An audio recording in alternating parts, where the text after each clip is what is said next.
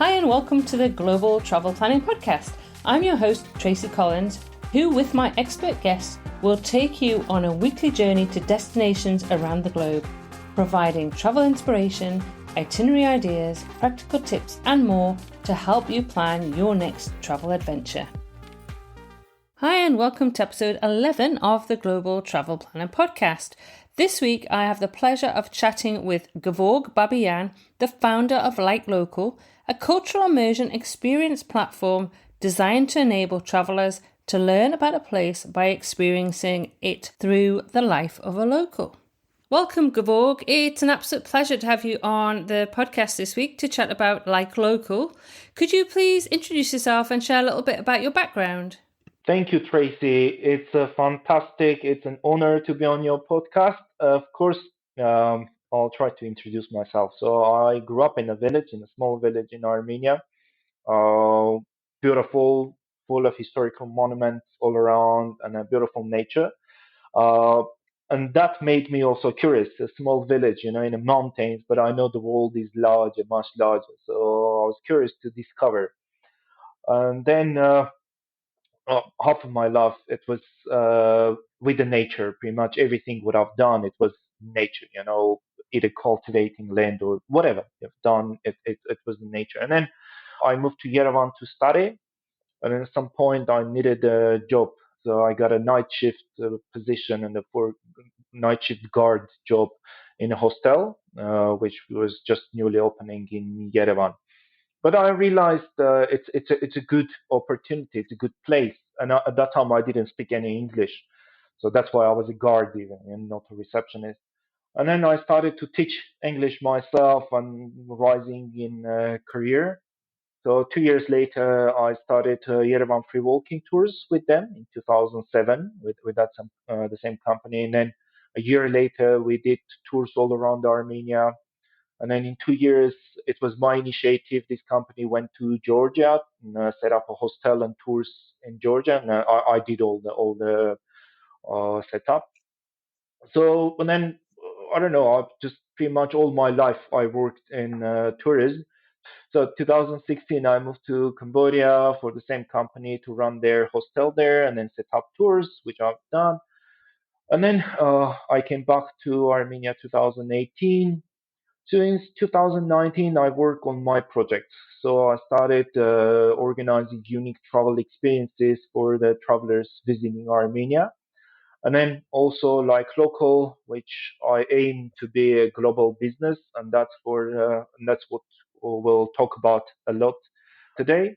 So all my life is about tourism. I travel, I live different countries, I experience myself, different cultures, and I believe this is very important and very crucial for me to develop as a person, as a professional, to do both my job properly, but also as an individual, to be an intellectual or experienced person. I needed all this.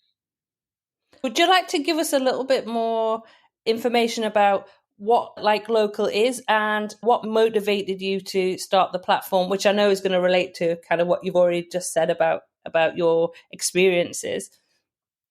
Exactly. Uh, this is sometime my answer to this question is like local is my life experience, because in the tourism, the tours we started back in 2008 with that company. The idea is to visiting locals for lunch or dinner, not to go to the restaurant. So I would find local families and deal with them that okay, the certain schedule, we visit you, we bring this many people, you cook for them, and the experience was fantastic even for me, for a local, it was fantastic. And then I moved to Cambodia, and that was already new unique culture for me. And then entering local homes, visiting different events, different real life events, and also talking to so many travelers and seeing their kind of I don't know, delight and admiration of these kind of experiences. I realized that there's market, there's need for this, and apparently it's not easy to do. I mean, I had the luxury to live in this country is quite long, and creating my own network, having friends or colleagues, and they would invite me to to their places. But you travel a couple of days, one city, the other city, you don't have that luxury to get dive deep into the local life. So, like local is my life experience, and that's opening doors of locals for travelers, and also very important, making connections for the locals with the foreigners, with the foreign cultures, because I'm from Armenia, as I mentioned, in a small village. All my childhood, I never seen a foreigner. I would not interact with the foreigner until I started to work for this tour company for the hostel. I didn't meet any other foreigners until now. Many Armenians don't interact with different cultures. We are a monoethnic country, monoethnic nation, and this is vital for our countries, for not only for Armenia. The same I can say about Cambodia. When about 7-8 million people traveling to Cambodia, but most of the locals don't interact with these foreigners. There is no connection. There is no exchange of the mentalities, ideas, anything. Everything possible. Yeah, and I absolutely 100% understand kind of your background as well, because for me, I've lived in and worked in 7 different countries in 4 different continents. Wow. And having that ability to live within the community, shop within the community, work within the community, become a part of that community, learn languages. I learned French when I lived in France. So the ability to do that is not something that it's such a privilege that we've had the opportunity to do that. But I think the amazing ability from LikeLocal is it opens up the world, as you say, for those people traveling in the countries, but also for the people for the local people themselves. So I'm just going to bring up something that you say on the LikeLocal website, is that you share your belief that travel is more than tourism, and experiences with LikeLocal help share real culture. Could you share some of the various types of experiences that you offer? Yeah, sure. So we know the regular tourism. We know regular kind of the paths. You go, you visit this sightseeing, this important temple or monument. There's nothing wrong with that. I don't. But the real life of the place, real culture is totally different. You know, I mean, I always say when you come to Armenia or you go to Cambodia, you go to the restaurant, they'll have a list of local dishes. But when you visit someone's place, the food totally different. So what is the national food? Then that's the big question, right? So this is very important, I think, to understand how the real life goes on at this moment, the mentality, the activities, how they people celebrate their birthdays, celebrate baptism, wedding, or anything happens in their real life. So for this purpose, we have three different parts of the event. Local life, that's the lunch and dinner, which happens regularly every day. The people, having with their families. The second is local life events, gatherings, which happening with the groups, celebrating with the groups. That's a birthday, wedding, New Year or Christmas event, anything which needs joint, joint celebrations. It can be even agricultural works, like cooking something, because in Armenia, making bread, it's a joint event, like a 5, 6 people, mostly women, and it's quite hard work. That's why women they come together to make it. So, like how that society celebrates or acts as a group. That's one section. And the third one is art and crafts. What's the creators of that society think and what they do? What's their inspiration? and how their inspiration can be changed or motivated meeting with the foreigners, meeting different cultural people. So these are the three directions we've taken, like the local, like eat with locals, local life, and the art and crafts. Okay, and Doug and I were very privileged to be able to experience when we were in Vietnam and Cambodia. In Cambodia, we attended a wedding, which was fantastic and such a privilege. We loved it, absolutely loved it. We also one evening we went to meet up with a silk weaver's family and even had a go at weaving some silk again in Siem Reap. And then in Vietnam, we met up with Kim Ho and her family, which was fantastic because Doug ended up cooking with Kim's mum in the kitchen. She did expect that I would be the one doing the cooking, and I was like, no, Doug does the cooking. So that was kind of an eye opener for them. And Doug did the cooking in the kitchen with Kim's mum, and she was videoing everything and sending it all to everybody in the family, and it was fabulous. So we've been lucky enough to experience each of those and absolutely loved it. So the podcast episode after this, Doug and I will be actually talking through those experiences and sharing with everybody how what we experienced, how much fun we had, and how interesting it was to be able to have the ability. I didn't know that I was going to be able to go into somebody's home in Vietnam and sit on the floor and sharing a lunch with Kim and her family was amazing. Attending a wedding again was just something, just something that you're never going to have the opportunity to do. So to be able to do that was fabulous. So what do you think the benefits are for both the visitor and for the local community when somebody books an experience through LikeLocal? Yeah, I'm sure our hosts were very happy hosting you, and it's my pleasure also that you liked it. It's very important for us that our guests enjoy what they do, because I can say that it's quite I don't say rough, but it's not organized, like activities. It's not. These people didn't get any customer service trainings or things. These are not trained events. This is their life, and for many people, it might sound a bit kind of strange, but come on, if you are in Vietnam and you don't want to discover how the people live of the country you visit, the people who built that country, I think some parts are missing of your visit, right? So that's 100%. going back to the benefits.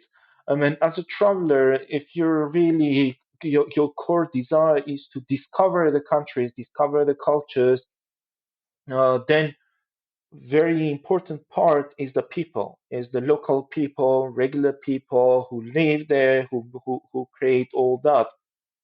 So you're able to visit, you're able to come and enjoy. And their life, even I mean, I worked as a hotel receptionist quite a long or tour guide, and my professional work for travelers and my real life were totally different.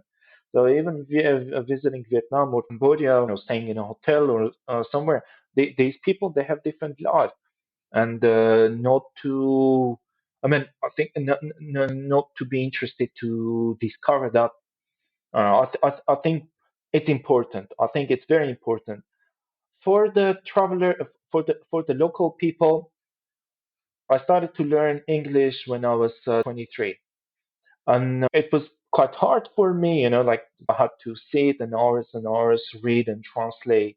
At that time, uh, in Armenia, there was the state Peace Corps volunteer programs, but my village didn't have a volunteer.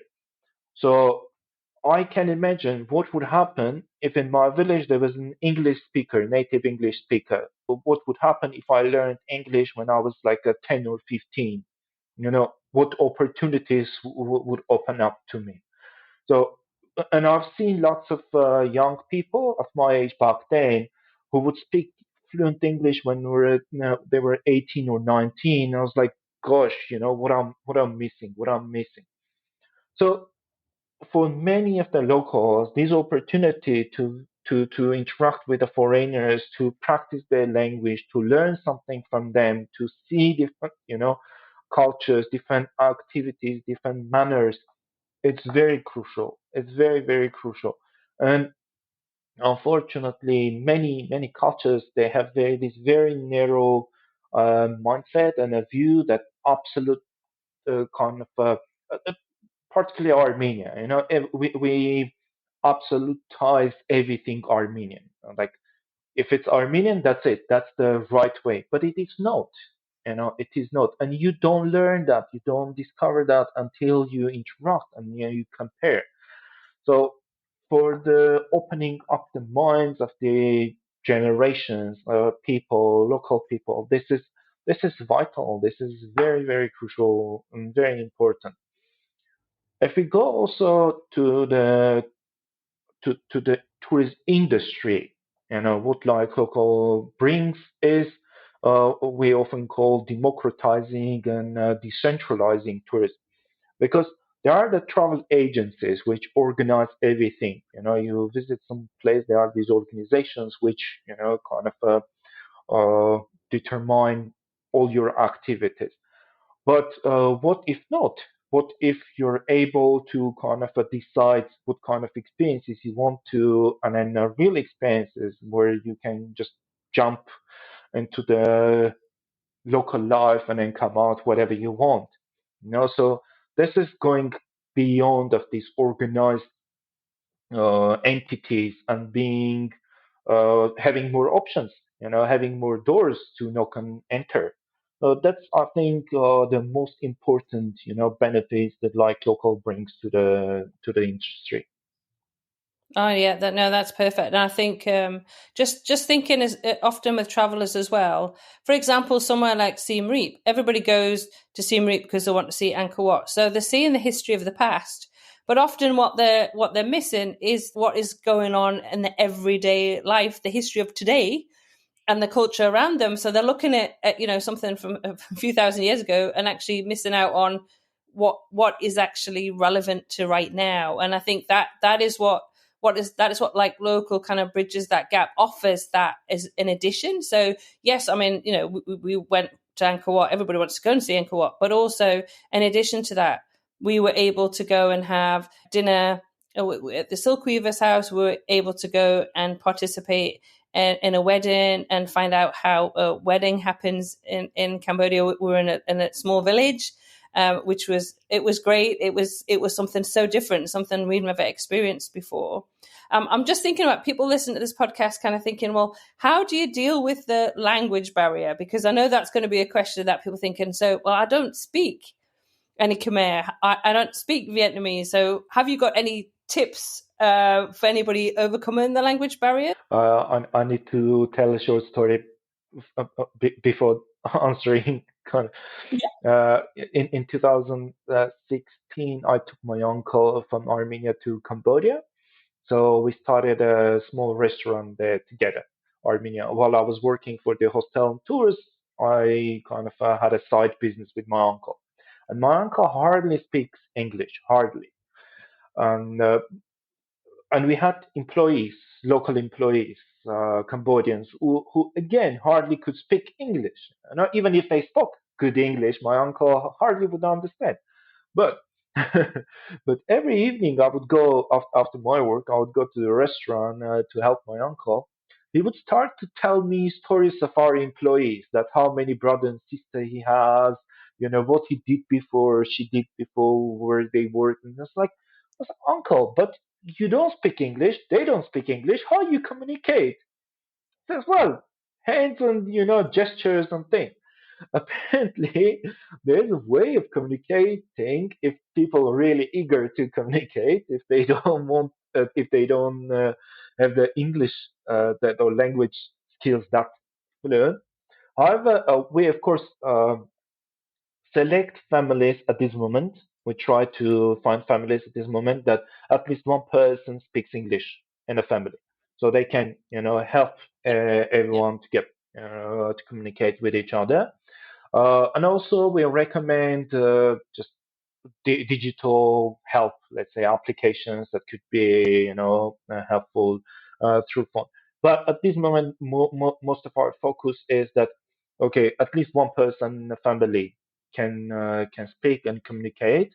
However, for the future, I believe the families will put the effort to learn English when they see the benefit of like local benefit of the not only financial but also cultural benefit of this, they'll put more efforts to learn, and through the guests they can practice their language. So that's my kind of wishful thinking for the future.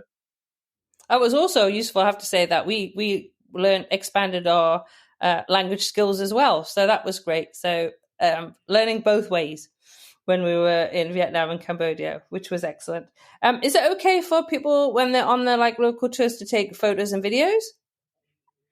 Oh, of course, yes, of course, because in particularly in Asian countries, if you're a foreigner, like a different look, uh, it might happen quite often that you're like on the street, be stopped and asked like, can we take a photo with you?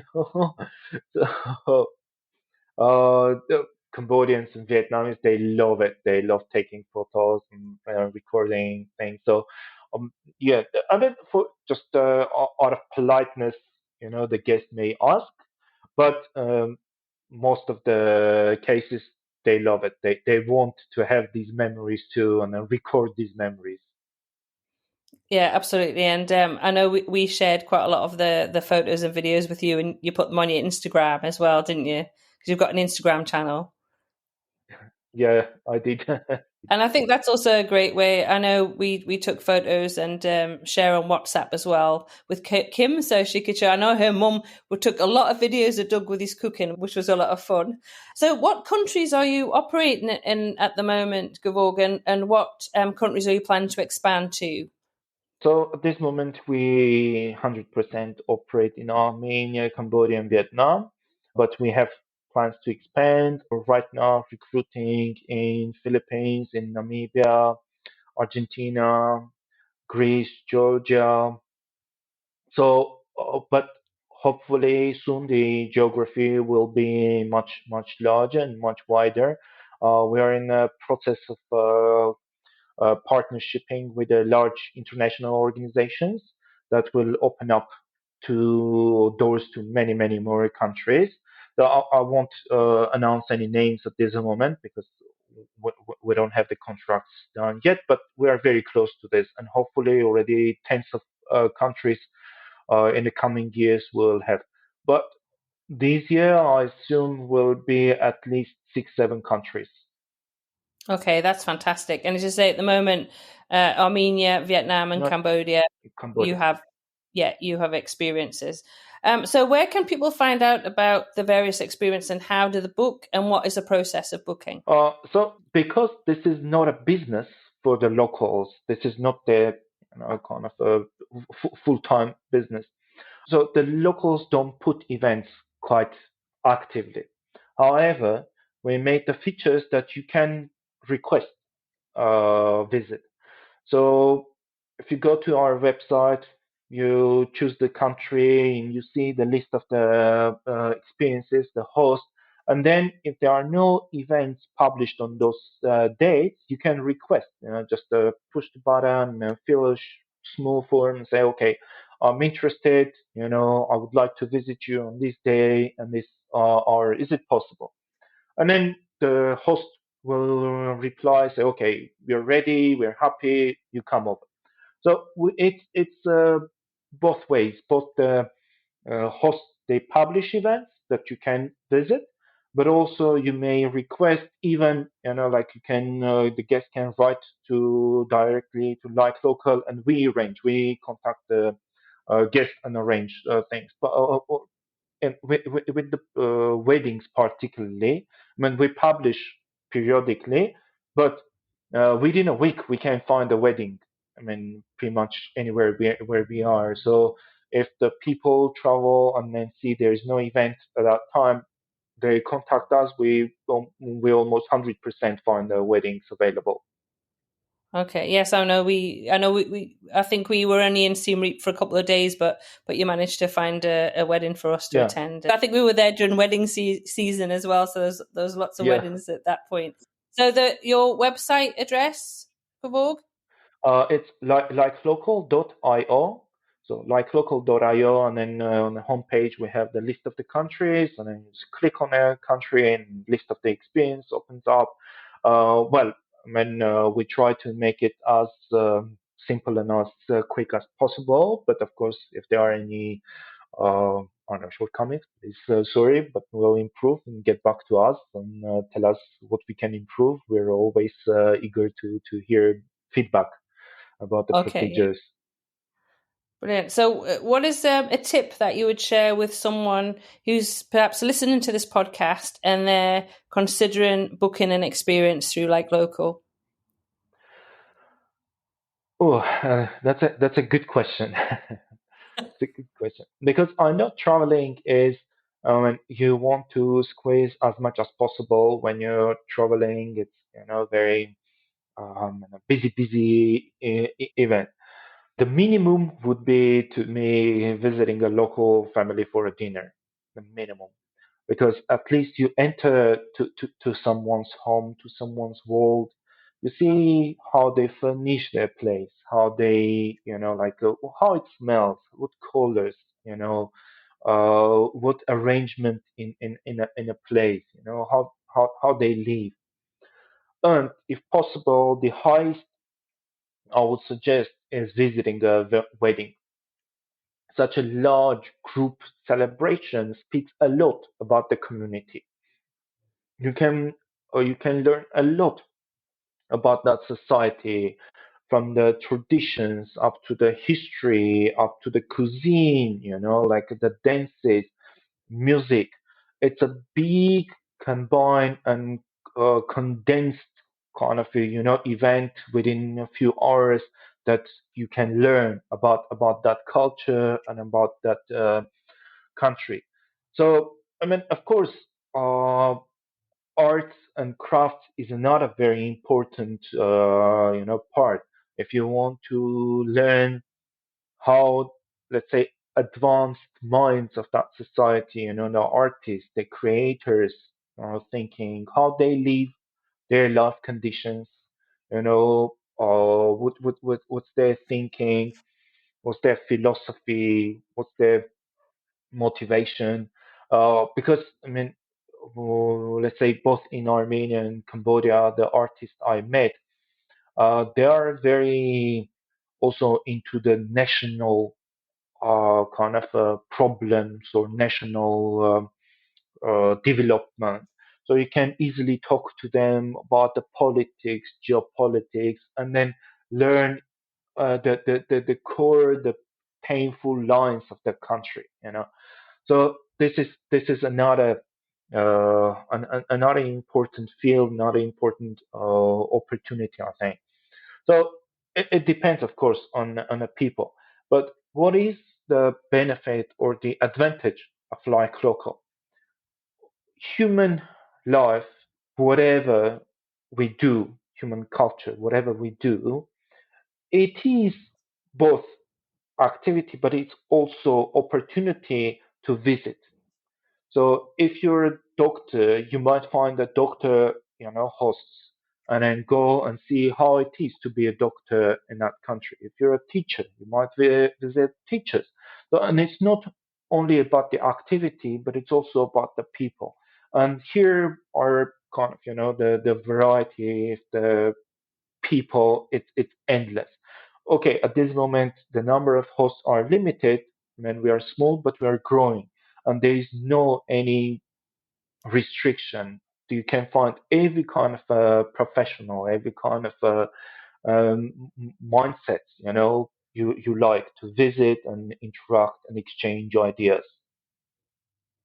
Oh yeah, perfect. And I can see, from where you are now and the plans that you have to grow, it's only just going to kind of open up the world, as say, for visitors and also for the locals as well. So absolutely, it's an amazing venture that you have embarked on, Gevorg, and I'm actually so excited to have been to 3 of the experiences and met 3 different families, which we're never going to ever forget.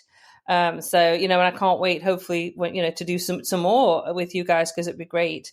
But I just want to say, actually, for this episode, I guess it's kind of just saying thank you so much for coming on and sharing about LikeLocal. We'll share a link to your website in the show notes for sure. So anybody listening thinking, I want to go and check it out, there will be links there. But I just want to say thanks so much, Gevorg, for coming on to this episode. Thank you so much again for this opportunity, opportunity to interact, even without even not the podcast, just the opportunity to interact with you. And what you do is great too, because people, travelers like you, who appreciate, who understand the value of this kind of events and activities, it's precious. It's very important. Oh, brilliant. Well, thanks so much again, Gevorg, and I hope to speak to you soon. As I say, next episode of the podcast, Doug and I will be sharing how we got on when we met the 3 different families through LikeLocal. So everybody listen to that. That's going to be a great episode as well to listen to. You can find a link to LikeLocal in the show notes for this episode, which you can find at tracystravelsintime.com/episode 11. That just leaves me to say, until next time, happy global travel planning.